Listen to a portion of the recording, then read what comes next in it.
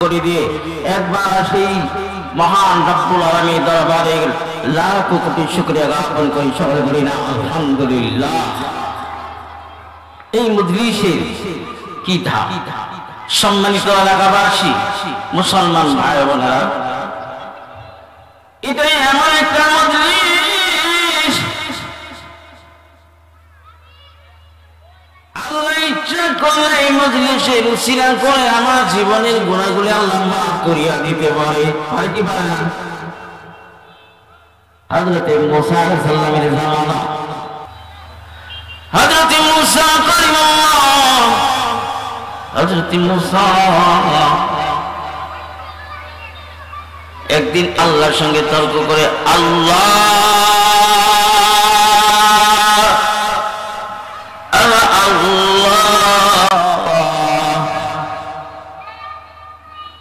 আমার একটা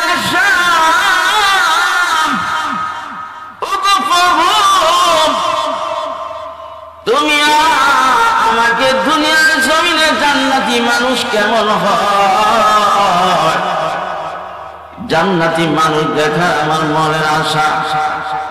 মাবুদ গো, জাহান্নামের মানুষটাও আমি দুনিয়াতে দেখতে চাই।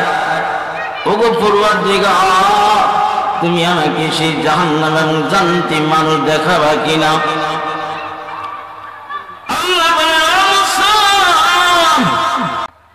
তুমি একটা ওই নির্ধারিত একটা গাছের তলায় যাও, সেখানে তুমি জান্নাতি মানুষ জাহান্নামী মানুষ দেখতে পারবা। মুসা আলাইহিস সালাম আল্লাহ নির্দেশ পাইয়া নির্ধারিত গাছের তলায় দেয়া সকালবেলা দাঁড়াই রয়েছে। এমন সময় একজন জাহান্নামী মানুষ আল্লাহ পাক পাঠাই দিয়েছে। এবার জাহান্নামী মানুষটা যখন অতিক্রম করে, লোকটা দাঁড় করে জিজ্ঞাসা করে, তুমি কোথায় চলছো আল্লাহ বান্দা? লোকটা তার গন্তব্য সম্বন্ধে বলছে। মুসা আলাইহিস সালাম মাথা হইতে নিয়ে পা পর্যন্ত তার চেহারার দিকে তাকাইলেন। কেমন জাহান্নামী মানুষের আকৃতি কেমন হতে পারে তার চেহারাটা দেখলেন। দীর্ঘক্ষণ দেখার পরে লোকটা চলিয়া গেল। মুসা আলাইহিস সালাম মাথায় ফলে এই বান্দা নাকি জাহান্নামের আগুনে পড়বে, আফসোস করতে লাগছে। এবার আল্লাহ তাআলা দরবারে আওয়াজে বললাম, ওগো আল্লাহ, তুমি তো জাহান্নামের আগুনের মানুষ দেখাইলা, আমার মনে চায় মুসা আলাইহিস সালাম এবার বিকালে দাঁড়িয়ে রয়েছে। এমন সময় জান্নাতি মানুষ যাইতেছে। মুসা আলাইহিস সালাম লোকটাকে দাঁড় করাইলেন, মাথা ভিতরিয়া পা পর্যন্ত বারবার তাকাইলেন। এবার মুসা আলাইহিস সালাম দেখলেন সকালবেলা যে জাহান্নামী মানুষ ছিলেন, ওই মানুষটাই তো জান্নাতি মানুষ দেখা যায়। আশ্চর্য হয়ে গেছেন, ব্যাপারটা বুঝলাম না। লোকটা চলে গেল। মুসা আলাইহিস সালাম আল্লাহর কাছে বলেন, আল্লাহ, ওগো আল্লাহ, ব্যাপারটা বললাম না। সকালবেলা যে মানুষটা জাহান্নামী দেখলাম, ওই মানুষটা বিকালবেলা তুমি জান্নাতি দেখাইলা। ওগো আল্লাহ, তার ব্যাপারটা কি আমাকে একটু জানাবি আল্লাহ?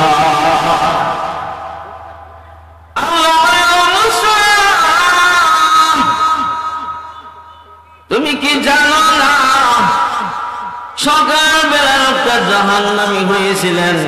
আমি মাওলার দরবারে তওবাতুন নাসুহা নয়, তার জীবনের গুনাহগুলি মাফ চাইয়া আমি মাওলার দরবারে এমন অনুতপ্ত হয়েছি। আমি মাওলা, আমি তার মাফ না করিয়া দিয়ে না পারছি, অবশ্যই আমি তার জীবনের গুনাহগুলি মাফ করে বেগুনাহ মাসুম বানাইয়া দিয়েছি। মুসা তার সকালবেলা জাহান্নামী, বিকালে জান্নাতি হওয়া ব্যাপার নয়। আজকে যারা এখানে আসছেন যদিও নাকি আমি যদিও না আপনার পাপের কাজ করেছি, কিন্তু যখন আমি দ্বীনি মজলিসে ঢুকে গেলাম, এখন আমি বেগুনাহ মাসুম হইয়া মজলিসের ভিতরে আল্লাহর হিজবুল্লাহ দলে দলভুক্ত হয়ে গেলাম। বলেন সুবহানাল্লাহ।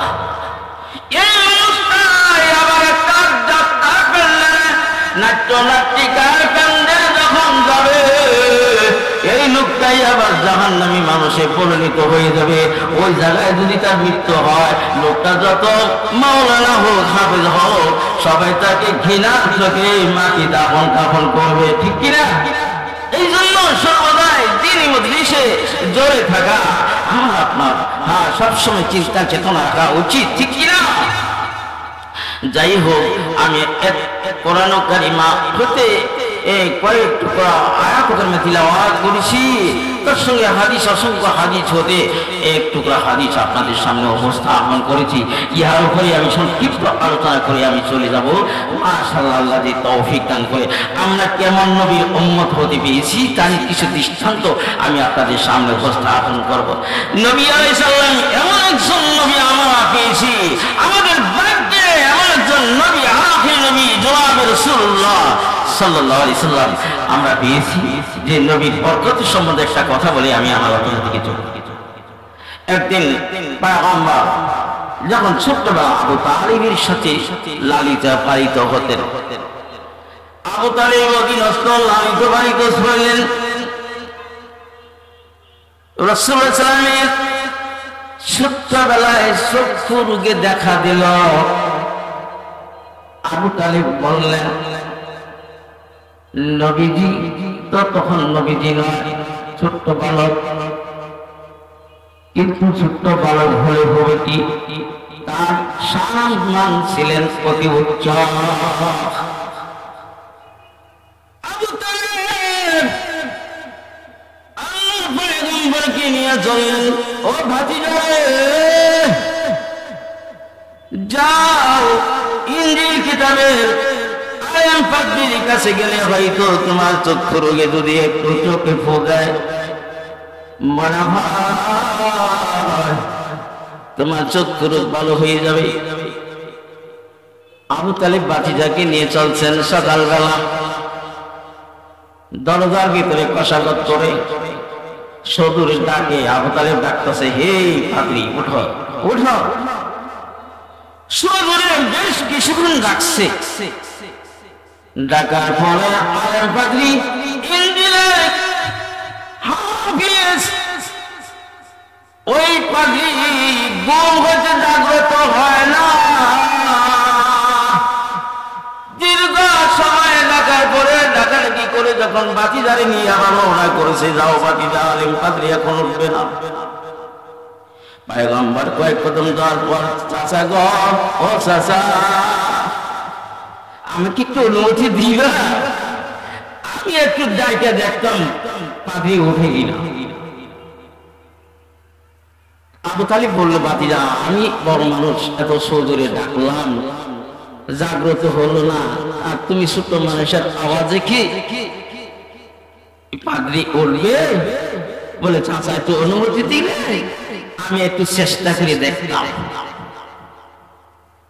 এই কথার পরে আবু তালিব মনে করলেন, ঠিক আছে, বাতিজা যখন এই কথাই বলতেছে, আচ্ছা ঠিক আছে, যাও বাবা, আমার সঙ্গে চলো, তুমি পাদ্রীকে ডাকো।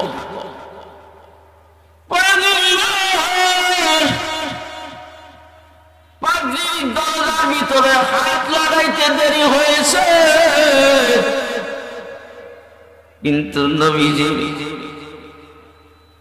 হাত লাগাইতে দেরি, আলেম পাদ্রী ঘুম হতে জাগ্রত হইতে দেরি হয় নাই। বলেন না সুবহানাল্লাহ।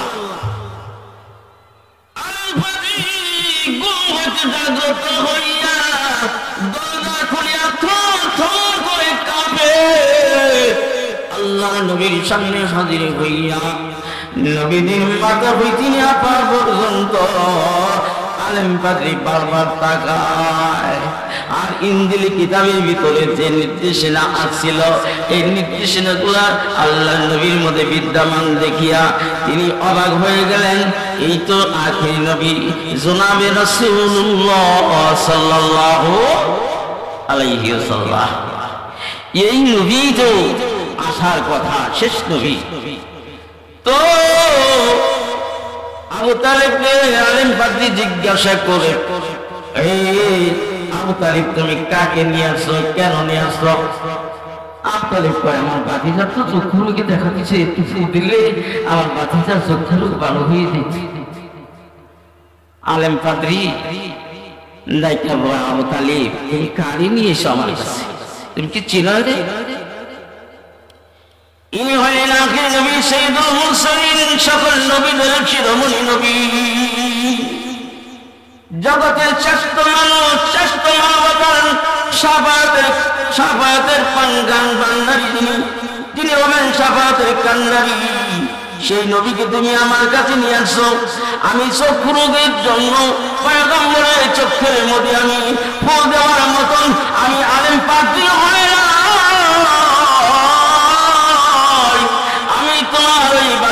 চোখে আমি ফু দিতে পারবো না। ও আবু তালিব, তোমার বাকিরা চক্ষু, তোমার বাকিরা